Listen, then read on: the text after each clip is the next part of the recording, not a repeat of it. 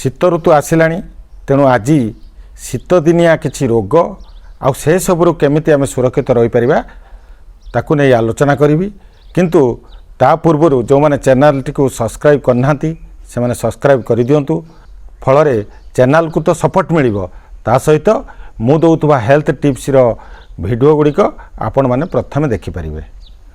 साधारणतः शीत दिने वायुमंडल तल स्तर को धूलिकणा गुड़िक पलि आसती ता सहित गाड़ी धुआं सिगरेट धुआं कलकारखाना निर्गत धुआं ये सब मिसी वायुमंडल आहुरी अधिक प्रदूषण युक्त हो उठे।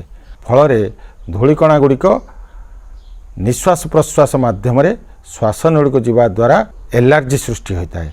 साधारणतः जो मानकर डस्ट एलर्जी से माने शीत दिन अधिक सतर्क रहिबा दरकार कारण शीत दिने एलर्जी अधिक गुरुतर हो उठे।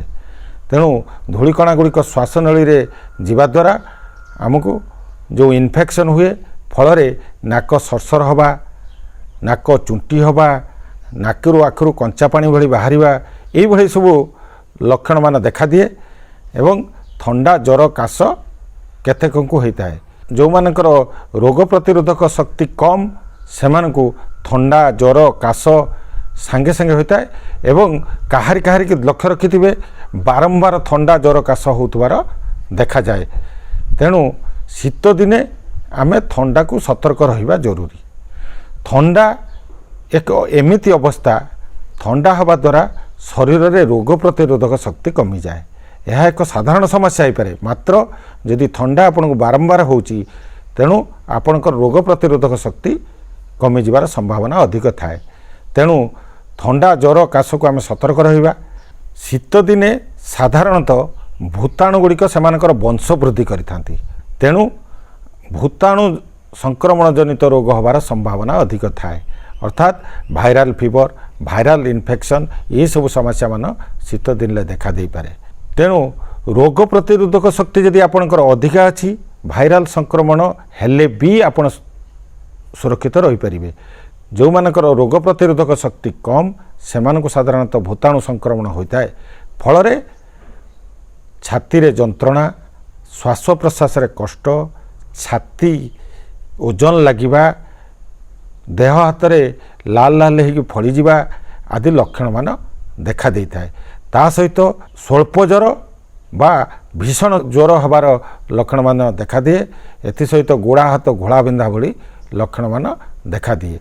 तेबे जो माने को भाइराल इन्फेक्शन बा भाइराल फीवर होची से माने प्रथम कथा अधिक रेस्ट नवा दरकार एवं से जो रूम रे सोचंती बा रेस्ट नौचंती से रूम रे मुक्त वायु चलाचल हबार व्यवस्था थिबा दरकार। शीत दिने अनेक लोक कहती गाँ गली रे आपण माने शुणुथिबे अनेक लोक कहती मोर ईसनफुलिया बढ़ीगला। प्रकृत रे ईसनफुली आम रक्त कणिकार थाए। जदि शरीर रे जेकोसी एलर्जी हुए तेबे रक्त कणिकार थिबा ईसनफुलीर मात्रा बढ़ी जाए ताकू आम ईसनफुलिया बोली कहती। जो मानकर कृमि समस्या थाए सेमानकर मध्य ईसनफुलिया बढ़ी जाए। तेणु आमे जानिबा दरकार ईसनफुलिया कौन कारण वृद्धि होईची एवं डाक्तर परामर्श रे ताकू चिकित्सा कराई नबा दरकार। थंडा ज्वर काश रे मध्य आमे घरोई उपचार रे सुरक्षित रहि परिबा। किंतु जो मानकु अधिका थंडा ज्वर काश होईची यह केहू कारण होईची डाक्तर परामर्श नबा उचित। कारण भाइराल इन्फेक्शन बा भूताणु संक्रमण द्वारा हेउथबा रोग मध्य थंडा ज्वर काशर लक्षण देखा दिए।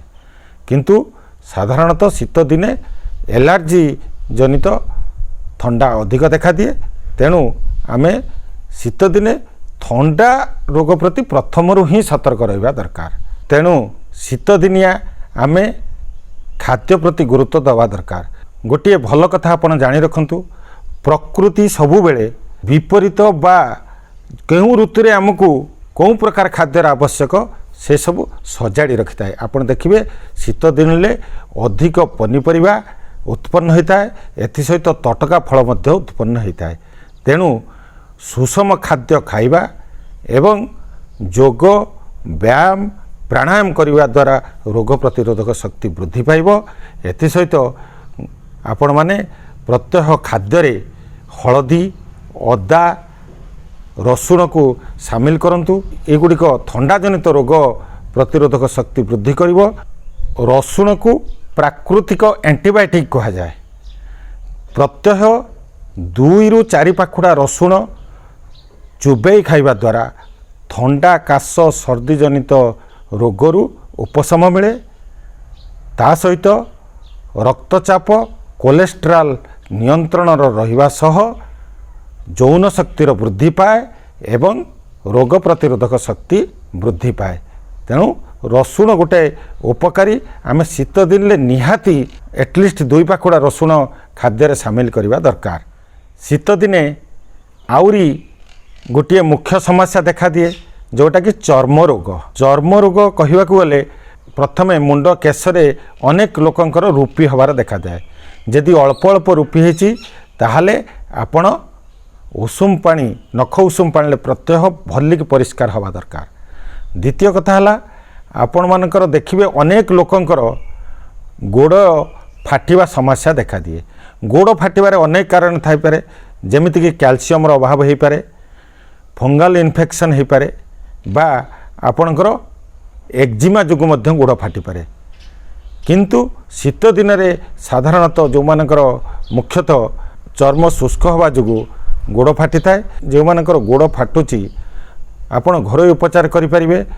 जमिति कि गोटे टब रे 2 लिटर नख उषुम पानी आणतु, आपण पाद को 5 मिनिट बुड़ाई रखंतु एवं तापरे गोड़ को काढ़ी सुखिला कनारे पुछी आपण मॉइस्चराइजर यूज करंतु। एटा साधारणतः 2 थर अति कम रे करंतु, गाधे सारिबा परे एवं राति रे सोइबा पूर्वरु। एही भली करिबा द्वारा गोड़ फाटा समस्या जोटा साधारण गोड़ फाटा समस्या होतिले एथिरो तुरंत उपशम मिलिबो। शीत दिन ले साधारणतः फंगल इन्फेक्शन एवं एक्जिमार प्रकोप बढ़ी जाई थाए। तेणु जदि फंगल इन्फेक्शन एक्जिमा होची चर्म रोग विशेषज्ञ परामर्श आपण नियंतु। आदु हेला करंतु नाही। जो मानकर रूपी समस्या अधिका देखा देउची सेमाने नख उषुम पानी मुंड को प्रत्यह सफा करवा दरकार।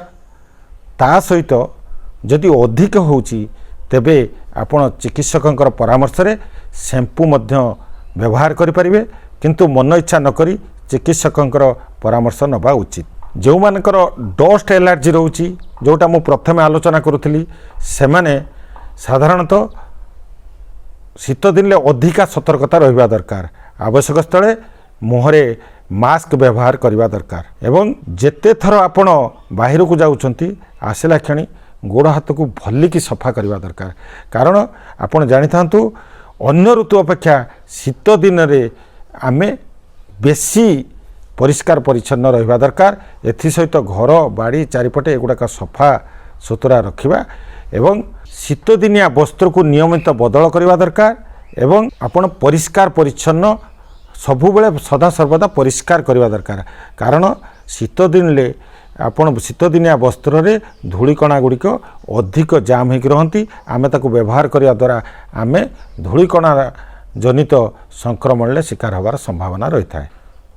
योग व्यायाम प्राणायाम करने द्वारा आमर श्वास प्रश्वास मध्य उत्तम रहे। फल आम शरीर रे रोग प्रतिरोधक शक्ति वृद्धि होगा सहित आमे फिट रहिबा।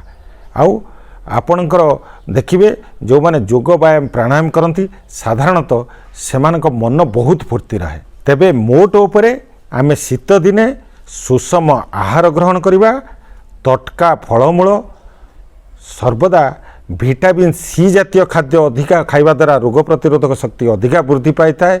जो गुड़ी को आमे साधारणतः कमला लेंबू बातापी आदि आमे खाद्य रे शामिल करवा दरकार। आउ शीत दिन एगुड़िक बहुत मात्रा रे मिले।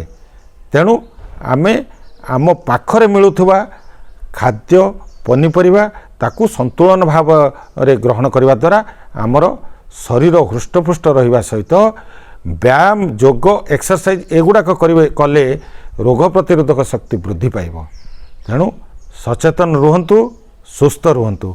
मु परवर्ती वीडियो रे आउ एक नुआ हेल्थ टिप्स नहीं आपण मानक पाखक आसीबी। धन्यवाद।